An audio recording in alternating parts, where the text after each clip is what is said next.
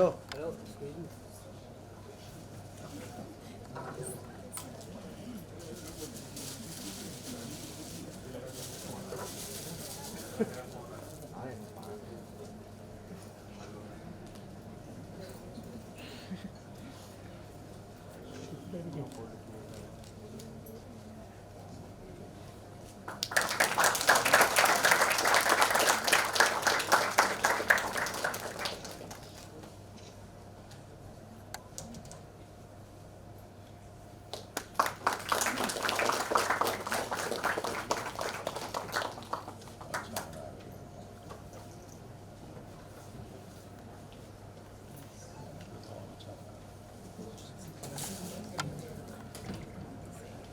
I now request Javed Sahab to launch the books, the main event for which we are over here.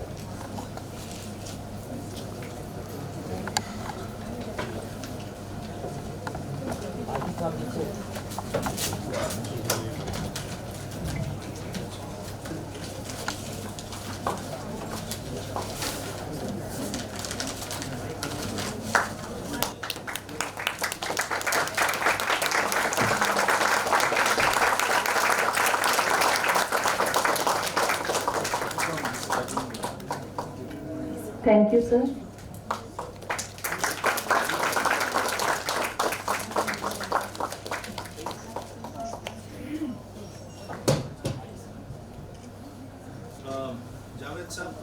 First copy to our President Guru Nanak Khalsa College Alumni Association, Kalsi Sahab.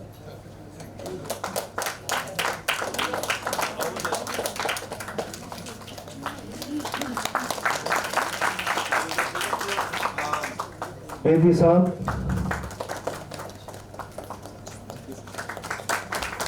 To the in charge director, Jasbir Kaur Madam.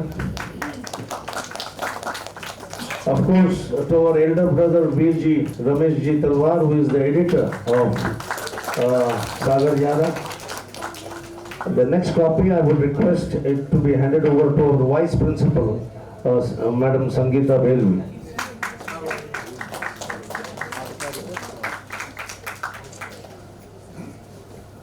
Thank you. I would now request our President Guru Nanak Khalsa College Alumni Association, Sardar Satinder Pal Singh Ahuja, to come and address the audience.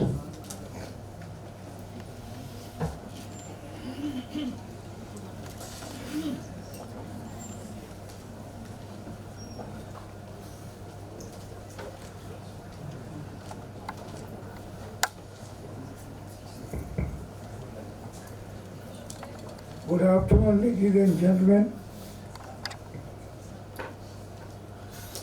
It is my great privilege, Akhtar ji and other distinguished personalities present over here. I would like to say a few words for the Padam Shri Javed Akhtar ji, a great screenwriter, lyrist, and a poet, has won 5 National Film Awards, given honor of Padma Shri in 1999 and Padma Bhushan in 2007, the highest civil award given to anybody. Also, January 1945, and educated at the Colvin Tauradars College in Lucknow, a member of Parliament and chosen as the Rajya Sabha by nominee by the President of India. Javed ji is a personality not known only in India but throughout the subcontinent. Javed ji came in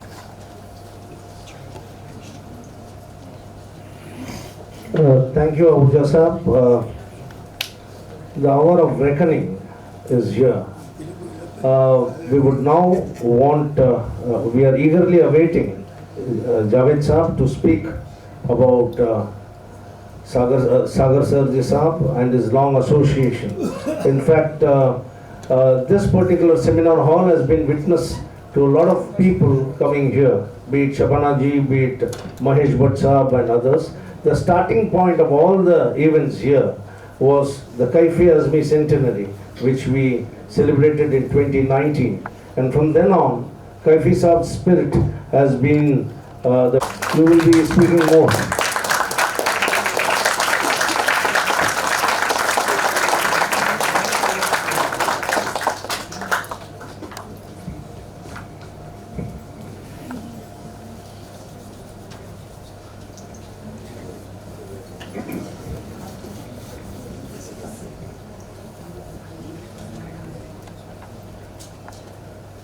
Principal Sahab, Vice Principal Madam, all the dignitaries, खासा college के students, पहले तो मैं शुक्रिया अदा करूं कि आपने इस जलसे में मुझे बुलाया। मेरे लिए बड़ी इज्जत की बात है। खालसा कॉलेज इतना क्रेडिबल और रिस्पेक्टेबल इंस्टीट्यूशन, उसके अलावा सागर सरहदी साहब सागर सरहदी साहब से और खालसा कॉलेज से मेरा एक अजीब रिश्ता है। मैंने अपनी ज़िंदगी में जो पहली फिल्म में स्क्रीन प्ले लिखा था, उसके डायलॉग राइटर खालसा कॉलेज के एक स्टूडेंट थे, गुलजार साहब। और मैंने अपनी ज़िंदगी में जो पहली पिक्चर में गाने लिखे हैं, उसके स्क्रिप्ट राइटर खालसा कॉलेज के एक स्टूडेंट थे, सागर सरहदी।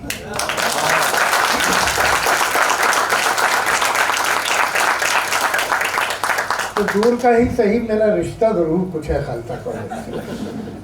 सागर साहब से जब मेरी पहली बार मुलाकात हुई थी, तो ना मैं राइटर था, ना मैं पोएट था, ना मैं लिरिसिस्ट था। मैं शायद 22 साल की उम्र थी मेरी, और असिस्टेंट आके लगा था। 2 साल हो गए थे मुझे फिल्म इंडस्ट्री में भी। 65 में आया था, ये बात 67 68 की। एक हमारे बुजुर्ग हुआ करते थे, सचदेव साहब, ज्ञान सचदेव साहब। वो अटला सचदेव जो बड़ी मशहूर एक्ट्रेस थी, उनके एक्स हस्बैंड थे।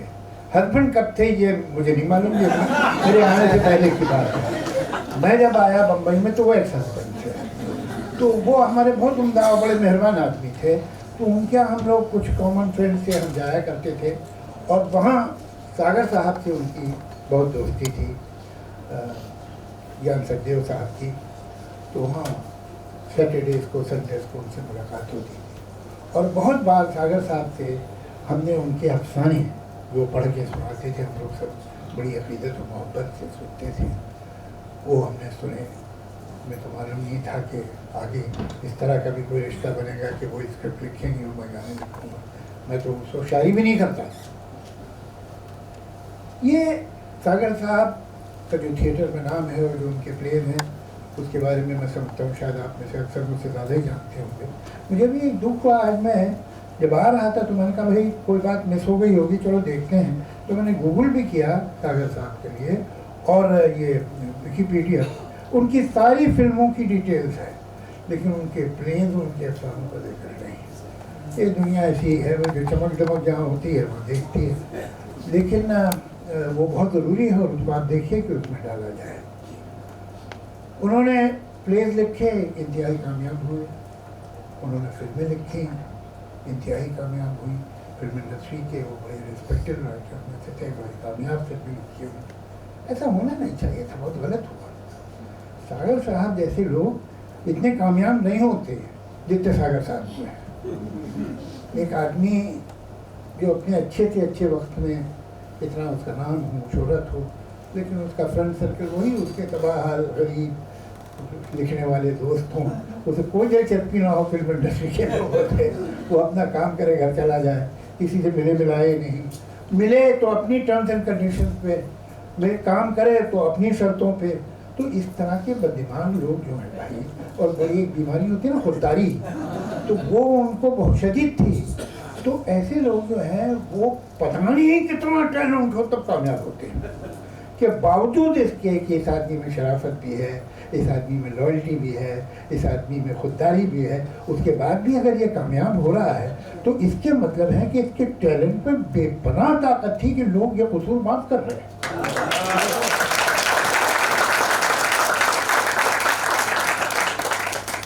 ये एक पूरी खेप थी। मैं जब आया था तो ये प्रोग्रेसिव राइटर थी, उसमें तो मुकाबलतन ये छोटे बच्चे थे, इनसे सीनियर भी मौजूद थे। मतलब यकीन नहीं आता था कि एक शहर में एक साथ इतने लोग हैं। कृष्णचंद्र, रायन सिंह बेदी, इस्मत चुगताई, साहिर लुधियानवी, सरदार जाफरी, फिर इनसे यंगर जानिसार अख्तर, उसके बाद जो यंगर जनरेशन थी उसमें जो चमके हैं दो लोग, एक सागर साहब और एक गुलजार साहब। ये लोग हर एक का लिखने का अंदाज अलग रहा होगा, हर एक की अप्रोच अलग होगी, लेकिन एक चीज़ इनकी कॉमन थी और वही इन्हें मुमताज़ करती है, वही इन्हें प्रोमिनेंस देती है और वही हमारे दिलों में उनके लिए जगाती है, वो है इंसान दोस्ती।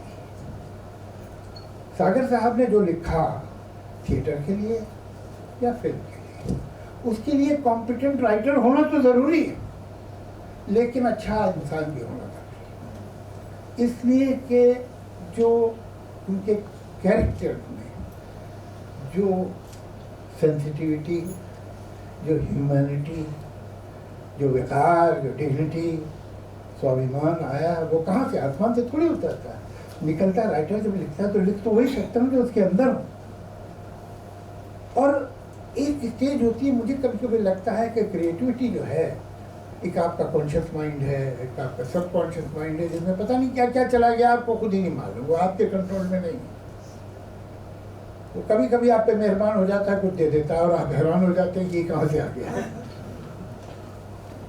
जैसे मुल्कों के बीच में नो मैन्स लैंड होता है, वैसे ही कॉन्शियस माइंड और सबकॉन्शियस माइंड के बीच में भी नो मैन।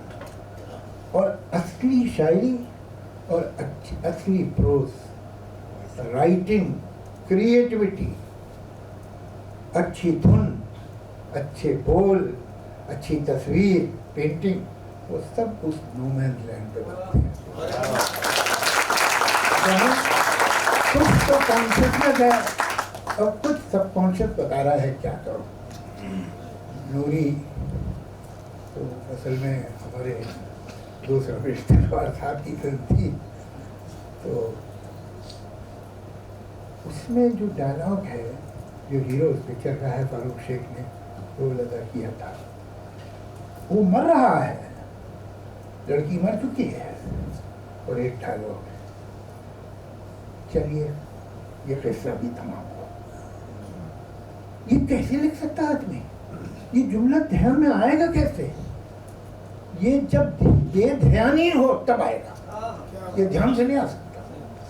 तो सागर साहब की मैं मिसालें देता रहूँगा, लेकिन कितनी बार आप लोग तो वाकिफ हैं, उनके यहाँ जो एक काम चल रहा है, परफेक्ट क्राफ्ट अजीब बात है। एक तरफ इमेजिनेशन है आपका, फैंटेसी है, इमोशन है, फीलिंग है, उसकी दिमाग में दूसरी तरफ क्राफ्ट है, जो क्राफ्ट बिल्कुल ऑब्जेक्टिव, कैलकुलेटेड, साइंटिफिक, सर्जिकल, और ये दोनों चीज़ें एक साथ चल रही हैं जो एक दूसरे से कंपैटिबल नहीं है, लेकिन ये राइटर के दिमाग में दोनों चीज़ें साथ चलती हैं। सागर सरहदी थिएटर के लिए लिखना बहुत मुश्किल काम है ना, फिल्म के लिए फिर भी आसान है। एक फिक्स फ्रेम है, 25 मजबूरियाँ हैं आपकी, वहाँ तो आप जो चाहिए इफेक्ट दिखा दीजिए, जहाँ चाहिए कट कर लीजिए, यहाँ यही है। अब इसमें बताओ, दुनिया की सारी कहानी सुना दो, इसमें मुश्किल काम है। कैरेक्टर्स के पास मूवमेंट की इतनी जगह है, लोकेशन नहीं है, आप जाके अपना प्ले स्विट्जरलैंड नहीं ले जा सकते, यही होगा। इम्पेकेबल क्राफ्ट सागर सरहदी की, जहाँ थिएटर का इम्पेकेबल, और उस इम्पेकेबल क्राफ्ट के अंदर जो पूरी सर्जिकल है, कैलकुलेटेड है, हिसाब के साथ है, ऐसे भोले, ऐसे स्पॉन्टेनियस, ऐसे खोए हुए, ऐसे इमेजिनेटिव कैरेक्टर्स, फीलिंग, डायलॉग, ये कैसा अजीब कॉम्बिनेशन है जो क्या मिलता है। ये जो हमने किताबें देखी, मुझे शेर याद आया, रियाजत वही है जो रियाज है, कहते हैं ना म्यूजिक में रियाज। ये नहीं देखते कितनी है रियाजत किसकी, ये नहीं देखते कितनी है रियाजत किसकी, लोग आसान समझ लेते हैं आसानी को। तो ये जो है, ये आदमी जो ऐसा लिख रहा था, ये आदमी जो ऐसे सोच रहा था, जो एक एक लफ्ज़ को कैसे इस्तेमाल करता था, ऐसे ही थोड़ी होता है। बहुत इंटीक चाहिए, उसके पीछे बहुत रियाज चाहिए। हम लोग तो आज दुनिया में क्या हो गया है, टैलेंट की कमी नहीं, सिंसियरिटी की कमी है। हम हर चीज़ में चाहते हैं 4 इजी लेसन में सब हो जाए, क्रैश कोर्स चाहिए हमें मोक्ष में भी। आजकल जो हमारा लेटेस्ट न्यू स्पिरिचुअलिज्म है, उसमें मोक्ष 4 इजी लेसन में मिलता है। तो कहीं आपको मेहनत नहीं करनी है, वक्त नहीं लगाना, ध्यान नहीं देना, अपने आप को खोने को तैयार नहीं आप उसके लिए। ये वो लोग थे जिन्होंने इतना पढ़ा, इतना सीखा, बरसों तक। वो बरस तो हमने थोड़ी देखे हैं, हमने तो वो देखा है जो उन्होंने किया। मगर इसके पीछे जो किताबें निकल रही हैं, ये किताबें सजाने के लिए घर नहीं लाए थे, सजाने के लिए भी आती हैं किताबें। हमारे शहर में बड़ा कमाल का शहर है, मैं खुद पर्सनली जानता हूँ, ये कोई कहानी किस्सा नहीं है, कि जहाँ इंटीरियर डेकोरेटर आपके घर में किताबें रखता है। नहीं, ये हकीकत है, आप इसे फनी समझे, मगर ये हकीकत है कि इंटीरियर डेकोरेटर ड्राइंग रूम के पर्दे कैसे हैं, सोफे का रंग क्या है, उसके हिसाब से किताबें ला के रखता है। आर्टिस्ट द्वारा एक उनकी सबकी स्पाइन एक रंग की होती, बड़ी अच्छी लगती है। और एक ज़माने में ये बहुत पॉपुलर थी इंसाइक्लोपीडिया ब्रिटानिका, वो ब्राउन कलर की होती थी, चलिए का कवर, और फर्नीचर आमतौर से ब्राउन होता है तो बहुत अच्छा मैच करता है। ये बात अजीब सी लगती है, मगर ये सच है। तो ऐसे लोग जो इस तरह से पढ़ते हैं, इस तरह से लिखते हैं, इस तरह से सोचते हैं, इस तरह से जीते हैं, जैसे सागर साहब, ये तो मतलब अजीब लोग हैं। और मुझे खुशी है कि सजीव आदमी को मैं जानता था, और मुझे एक बात पे कई बार मैंने उनको जब पढ़ता था या सुनता था तो मुझे रश्क होता था, वाह क्या लाइन लिखी है। चाहे वो सिलसिला हो, चाहे कभी कभी हो, तो लाइन है उसमें, वो एक आइकॉनिक लाइन। लेकिन आज भी मुझे उन पर बहुत रश्क हो रहा है कि जिस इंस्टीट्यूशन में एक इंसान पढ़ा था, यहाँ एक स्टूडेंट था, वो इंस्टीट्यूशन उसकी अजमत को, उसकी ग्रेटनेस को इस तरह से तस्लीम कर रहा है और इस तरह से इज्जत दे रहा है। इससे बड़ी बात क्या हो, बाहर तो लोगों ने सिर्फ उन्हें बड़ा देखा है, लेकिन इस इंस्टीट्यूशन ने, इस इमारत में, दीवारों ने सागर सरहदी को बड़ा होते देखा है। तो मुबारकबाद सागर साहब को भी देता हूँ और खालसा कॉलेज को भी देता हूँ आज के जलसे के लिए। शुक्रिया।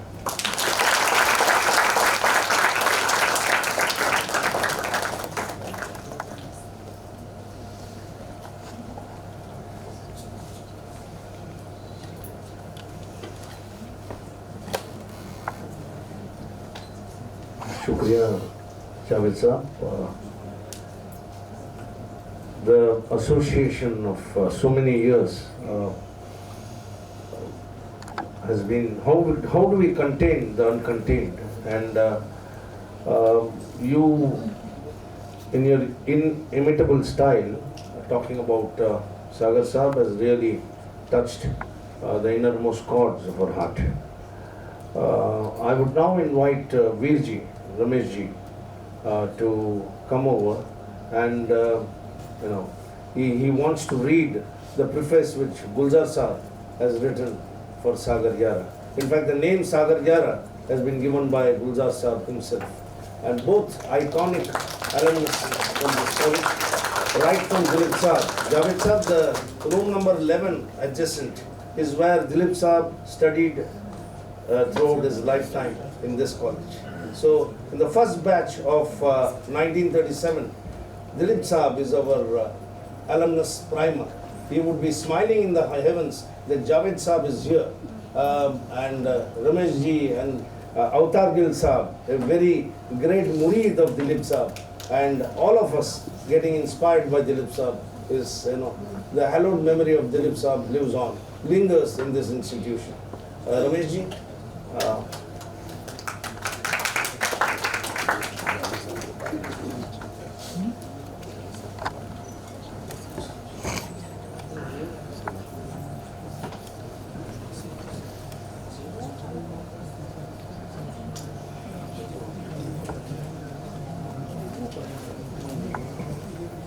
सागर यारा,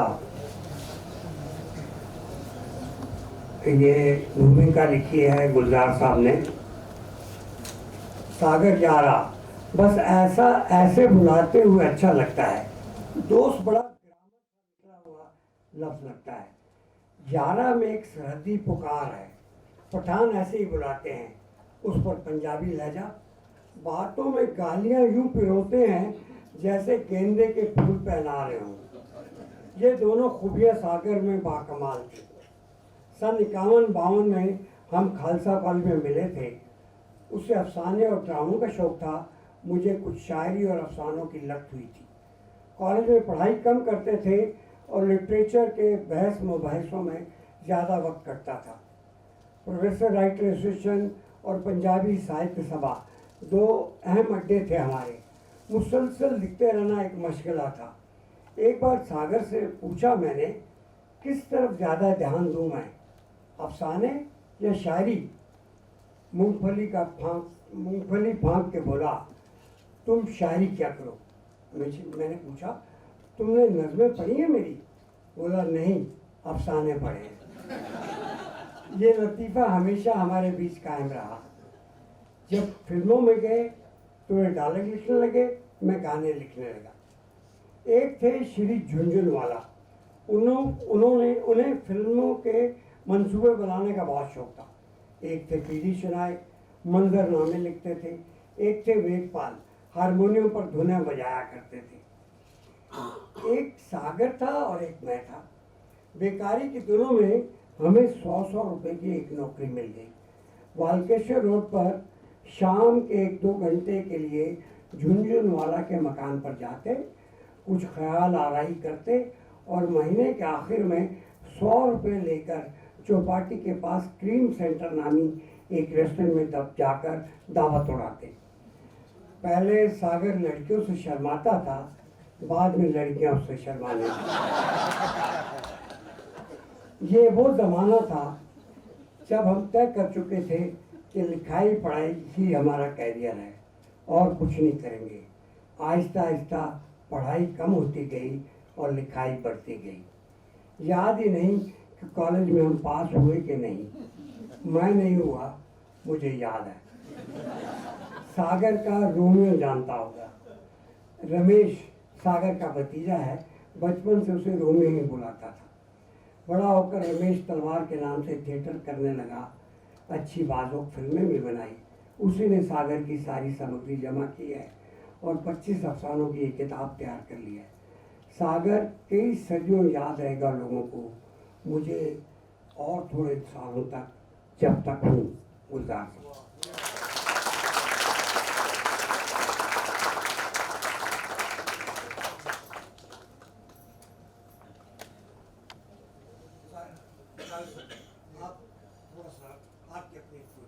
अरे नहीं, नहीं, वो बहुत सुनना चाहते थे, उन्होंने उसे कहा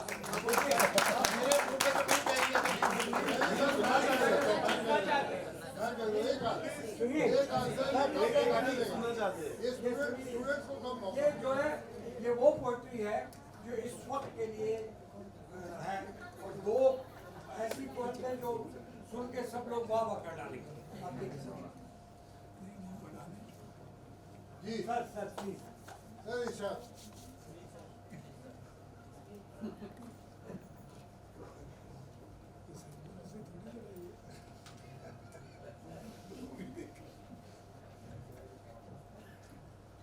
ये एक नज्म सुना देता हूँ। ये मौका नहीं है कुछ बहुत ज़्यादा शायरी सुनाने का, कोई दूसरी बात है, वही यादें हम लेके जाए, ज़्यादा अच्छा है। अंधेरे का समंदर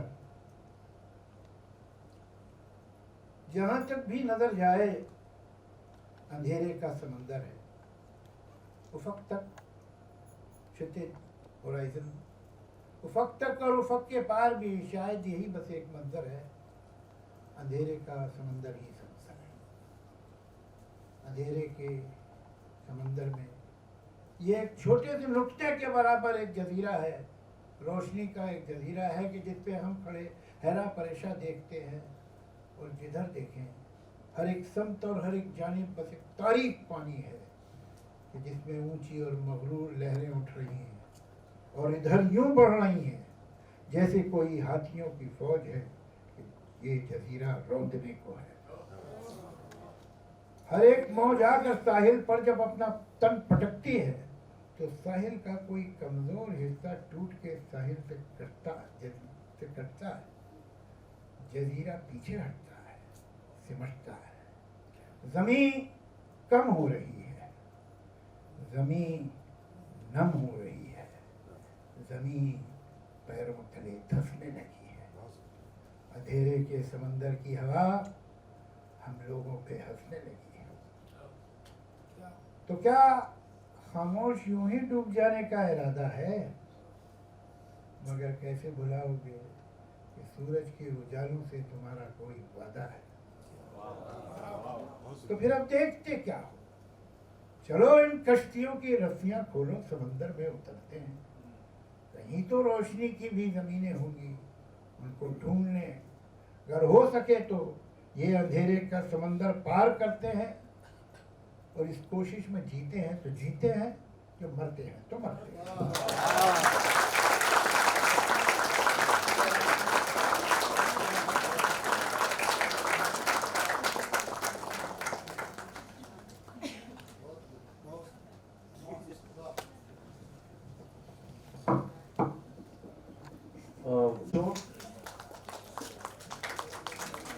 खुशी शुक्ला, सपना, मृणाल, सपना, मृणाल, आर्या तावड़े, श्रद्धा परब, कुणाल साप्टे, अभिषेक पुरोहित, मयूर तांबे, श्रेयस बर्वे, भाग्येश नायक, वर्धा मोदक, यश अपराध, Varija सप्पाल,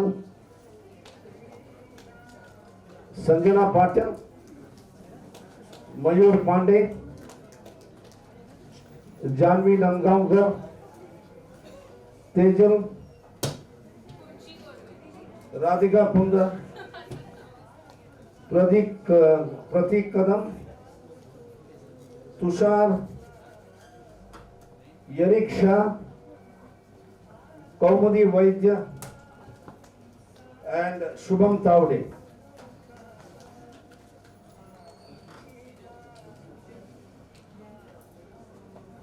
Each one of you have to go through it and feel the sensitivity that Javed Saab was speaking about Sagar Saab.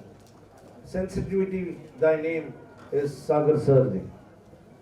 In fact, the library staff, all these people have put their blood, sweat and toil into the making. Omkar Singh ji, Ahir,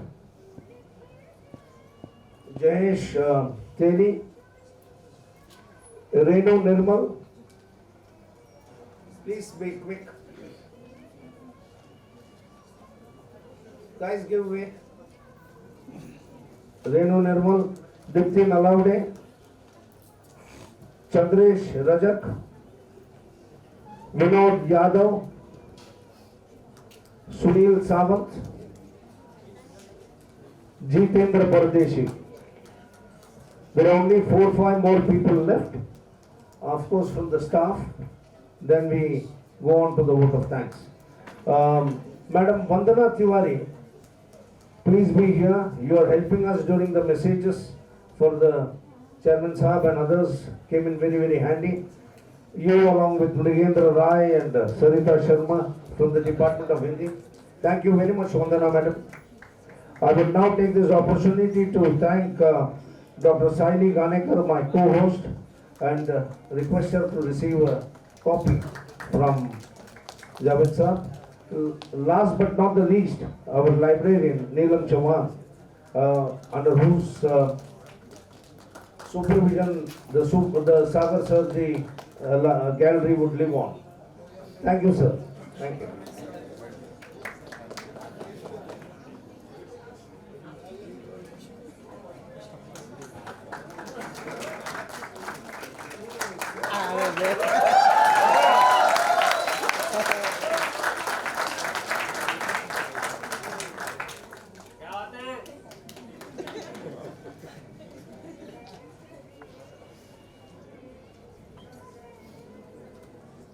Well, the vote of thanks is a necessary evil, I should say, a customary thing which we should fulfill. There are times when we miss out on someone. So if I miss out, a disclaimer in the beginning that if I miss out on someone, kindly bugs don't me. The event has been breathtaking. In fact, I keep telling my students that the process of going into the event and celebrating a legend is what makes it eventful. Post this particular 5 to 10 minutes later, the show is over, and we look forward for one more event, making things, because we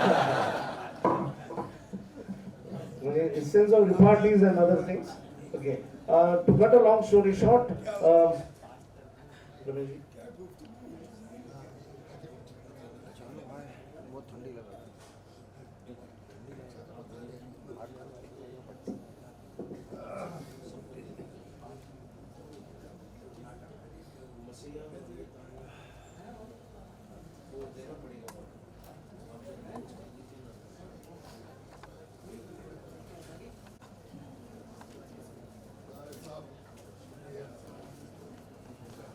Thank you very much, Avtar Gal साहब, ये कम अमर गकर साहब आइएगा please. Inderjit Singh, Inderjit Sachdev, Rajeshwari please be here, please come over. Suhas Bane sahab, Ramesh ji I keep forgetting. Sumitra Pednekar madam, please come over.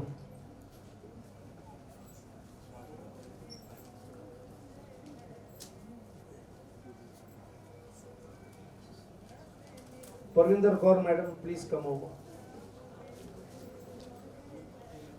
Anyone from the staff here?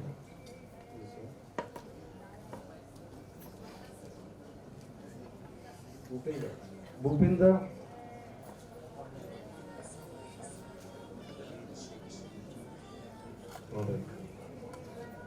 Karam Baba, please come over. Abhishek Purohit.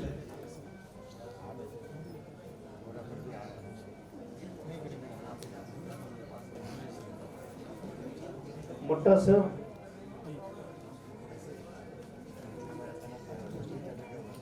Okay.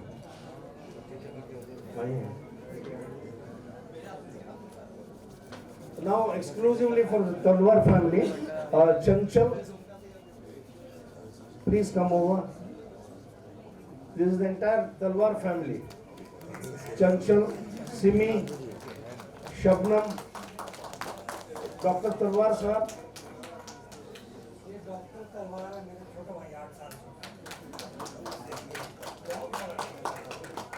Ritesh Pandey, Swapnil, Mujban, Aditya Sharma, Sharad Warrier, Harish Yadav, Badrinath, Ravi. हाँ, मेरा नाम लिया भाई, मजा आ रहा है. रफीक बगदादी साहब.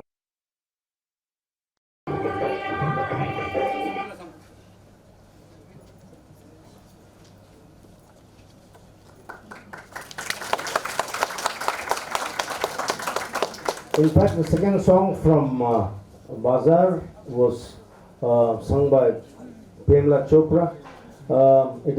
We have integrated, woven this tribute of Prem Chopra's association with Sagar Saab in this performance. I take this opportunity to call Suhail Akhtar Warsi Saab, who has penned biosketch of Pakistan, shows it as 9th February for Sagar Saab, and Suhail Akhtar Warsi, who has helped us in the bringing out of the Urdu book from Arshia publication. The Sagar Yara in Urdu is all because of the intervention and because of Suhail Bhai facilitating the entire process. Thank you, Suhail Bhai. Thank you very much. May our association grow full strength. Over to you, Suhail Bhai. Thank you very much sir. सबसे पहले मैं Khalsa college का principal साहब का, vice principal साहबा का, प्रवीश जी का, आपकी टीम का बहुत शुक्रगुजार हूँ कि आपने मुझे मौका दिया सागर साहब के बारे में कुछ कहने का। मैंने कुछ चीज़ें लिख रखी हैं, अगर इजाज़त हो तो पेश करता हूँ। उर्दू के एक बड़े राइटर हैं, गुजरे हैं, मुश्ताक अहमद यूसुफी साहब। उन्होंने एक बार कहा कि हमें गालिब का शेर, उन्होंने उन्हें लूट लिया और लूटने के बाद वो जो है लुटेरों के पैर दबा रहे हैं गालिब बैठ करके। तो कहते हैं होकर असीर कैद होकर दाबते हैं राहजन के पाँव, लुटेरे के पाँव। लेकिन रहजन का एक मतलब होता है दाबते हैं राहजन के, रास्ते में खड़ी हुई औरत ने हमें लूट लिया है और उस औरत के पैर दबाए। तो कहते हमें ये समझ में आता था तो बड़ा मज़ा आता था, लेकिन जब से सही माने राहजन के समझ में आए हैं तो उतना मज़ा नहीं आता। बहरहाल ये बात मैंने इसलिए अर्ज़ की कि सागर साहब की इस चीज़ को मैंने उर्दू में लिखा है, तो बहुत से अल्फाज आपकी समझ में अगर ना आए तो मेरे ख्याल में आपको और ज़्यादा मज़ा देंगे। जैसे ये पेश करता हूँ एक छोटा सा तासुर मुलाकात का सागर साहब से। सुबह सरहद का एक बालक पठान जो सुबह सुबह शेरों गन्नत चूस जाया करता था। हज़ारा के ऐसे गांव का बाशिंदा जहां जब किसी को बुखार आ जाए तो उसका एक ही इलाज होता था कि कुएं के पानी से नहा लिया जाए। पहाड़ों और वादियों से घिरे एक छोटे से गांव बाफों में पैदा हुआ, वहीं पला बढ़ा। फितरत के हसीन नज़ारे उसके रगों में खून बनकर इस तरह दौड़ते थे जैसे कि जोश मरी आबादी का शेर कि इतना मानूस हूँ फितरत से, कली जब चटकी झुक के मैंने ये कहा मुझसे कुछ इरशाद किया। फितरत से, नेचर से इतनी कुर्बत दिखाई देती है। कहा जाता है कि पठान का पूत घड़ी में औलिया घड़ी में भूत। ये पठनौली इस बच्चे में कूट कूट कर भरी हुई थी। एक बार का वाकया ये हो कि घर में कोई एक पार्टी चल रही थी, तो ऊपर लोग कोठे पे बैठ करके मेहमान खाना खा रहे थे। नीचे से जो है उनकी बहनें जो है उनको रोटियां देती थी कि सागर साहब बच्चे छोटे से थे ऊपर पहुंचा के। तो नीचे बावर्ची खाने में गर्म गर्म रोटियां बनाई जा रही हैं। रोटी तवे पर से उतरते ही सागर के हाथ में थमा दी जाती कि जाओ ऊपर दे आओ। अब तरतीब कुछ यूँ बनी कि खाने वालों के हाथ में गर्म गर्म रोटियां खत्म होने को ही हों कि दूसरी रोटी पहुंच जानी चाहिए। एक चक्कर, दूसरा चक्कर, तीसरा चक्कर। सागर ने गुस्से में आकर भाभी से कहा अब मैं रोटी लेकर नहीं जाऊँ। बागी शहजादे की बगावत का शायद ये पहला ऐलान था। एक नॉन कन्फॉर्मिस्ट का जन्म हुआ था जिसे रिवायतों के नाम पर, ट्रेडिशंस के नाम पर, एक्सप्लॉयटेशन से, हर तरह के एक्सप्लॉयटेशन से चिढ़ थी, जिसे तहजीब के नाम पर गुलामी की किसी भी सूरत को कबूल करने से इनकार था। सरहद की लकीर खिंच जाने पर सरहद की इस पठान ने मौजूदा हिंदुस्तान का रुख किया। सागर सरहद के इस पार तो चले आए, लेकिन उनका दिल हज़ारा के उसी छोटे से गांव में अटका हुआ था। 14-15 साल की उम्र में गंगा सागर तलवार रेफ्यूजी हो गए। उनका बड़े से बड़ा ख्वाब अगर कोई था तो ये कि किसी सूरत टैक्सी ड्राइवर का बैच निकाल लें और 2000 रुपये माहवार कमाने लगे तो माइग्रेशन के मज़े आ जाएं। टैक्सी ड्राइविंग बैच तो निकाल लिया, लेकिन कभी स्टीयरिंग व्हील नहीं संभाली। फिर सोचा टाइपिंग सीख लें, कोशिश भी की। एक लफ्ज़ टाइप न कर सके, टाइपिंग सिखाने वाले ने हाथ जोड़ दिए। उसे भी खैर बात कहा। 21-22 मुआशकों के रन थ्रू में हमें मालूम नहीं कि इसकी पहली चोट इस पठान के दिल पर कब लगी, लेकिन हुस्न फितरत, बगावत और मोहब्बत का एक कॉम्बिनेशन अपना इजहार तो चाहता था। सो थिएटर ने उस कमी को भी पूरा कर दिया। थिएटर सागर सरहदी की जान है। फिल्में तो उन्होंने इसलिए भी लिखी कि शहर बम्बई में ऐसा कोई कुआं भी नहीं था जिसके पानी से नहा लेने पर रोजी रोटी का मसला हल हो जाता, इसलिए फिल्में लिखी, डायलॉग लिख के हर तरीके से अपनी बात कहने की कोशिश की। नूरी, कभी कभी, दूसरा आदमी, चांदनी, सिलसिला वगैरह आप भूले तो नहीं होंगे। सागर सरहदी ने अपने मुआशिकों का दोहरा तीरा इस्तेमाल किया, यानी गमे जाना को गमे दौरा में ढाल देने का आर्ट बना। इंसान के दिली जज्बात के इतने मुख्तलिफ शेड्स कम ही देखने को मिलते हैं जो इन्होंने अपनी फिल्मों के ज़रिए से पेश किए। नूरी की जहाँ बाख्ता और दिलगुदाज नूरी, कभी कभी का वो शायर जो पल दो पल का ही नहीं बल्कि हर पल का शायर है, दूसरे आदमी का कर्ज, सिलसिला का वो रो अजली और अबदी ट्रायंगल जिसमें से अगर वो मखसूस वारदाती शेड्स निकाल दिए जाएं तो जस्ट अनदर ट्रायंगल स्टोरी होकर रह जाए। बाजार की कहानी तो सागर सरहदी का एक ऐसा कारनामा है जो कभी भुलाया नहीं जा सकता। अखबारात से, रास्तों से, महफिलों से